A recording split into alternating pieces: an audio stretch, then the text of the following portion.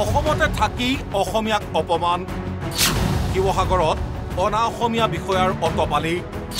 অসমীয়া মহিলাক অপদস্থ কৰাৰ গুৰুতৰ অভিযোগ অভিযুক্ত বিষয়াগৰাকী ONGCৰ CSRৰ DGM দুৰ্গেশ ভাটিয়া অসমত অটপালি বাঢ়িছে একাংশ অনা অসমীয়া চৰকাৰী বিষয়াৰ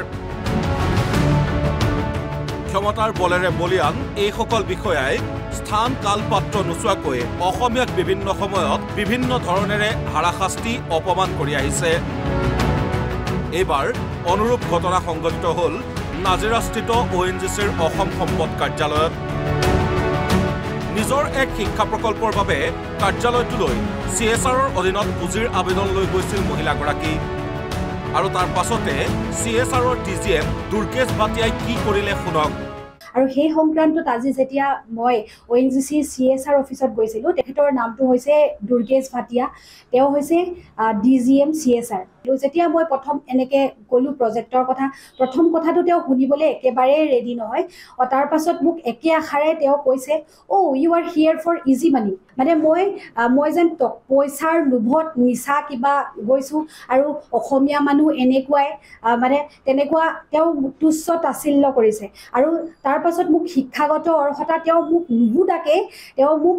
মোক তাচ্ছিল্য কৰিছে এইবোৰটো থাকেই তেওঁ ইমানেই নেগেটিভ মাইণ্ডছেটৰ মানুহ তেওঁ কৈছে যে এইবোৰৰ কোনো প্ৰয়োজন নাই আৰু লগতে কৈছে যে এইবোৰ কি ONGCয়ে কি দিব ONGC ডুবি যাব তেওঁ ONGCত চাকৰি কৰি থকা এজন মানুহে কৈছে যে ONGC 3 বছৰৰ ভিতৰতে ডুবিব আৰু একেবাৰে বেয়া অৱস্থা আৰু হেকাৰণে ONGCয়ে এইবোৰ নিদিয়ে এইসমূহ বিষয়াই অসমতে থাকি এতিয়া অসমীয়াকে কৰি আহিছে অপমান কিন্তু ইয়াৰ আৰতো আছে আন এক গভীৰ ষড়যন্ত্ৰ ONGCৰ CSRৰ অধীনত কেন্দ্ৰীয় চৰকাৰে প্ৰতি বছৰে প্ৰদান কৰে কেইবা হাজাৰ কোটি টকাৰ সাহায্য কেন্দ্ৰীয় চৰকাৰে প্ৰদান কৰা এই পুঁজিত চকু থাকে একাংশ বহিৰাগত বিষয়াৰ কুৱে পাৱে নামে বেনামে নিজৰ আত্মীয়ৰ নামত NGO খুলি এইসকল বিষয়াই খৰাক কৰি আহিছে ৰাজকোষৰ ধন যে তেওঁ মানুহজন আসলতে তেওঁ দিল্লী বা পাঞ্জাব কৰবাৰ হয় আৰু ইয়াতে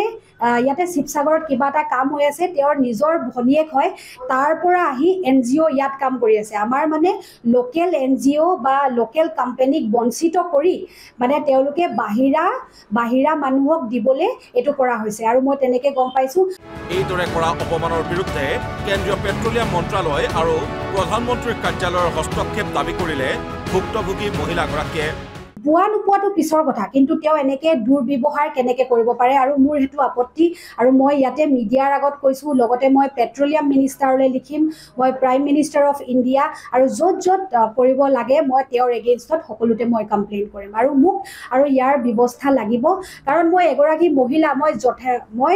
ট্ৰু সেন্সত কাম কৰিছো মই কোনো কাৰবাক শোবাজি কৰা নাই আৰু মোক ইয়াৰ মানে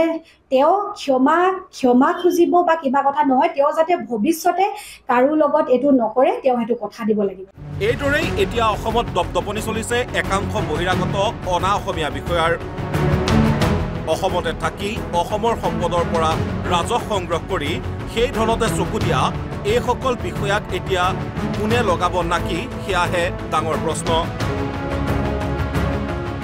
শিৱসাগৰৰ পৰা ইৰছাদুল্লাহৰ ৰিপৰ্ট NB নিউজ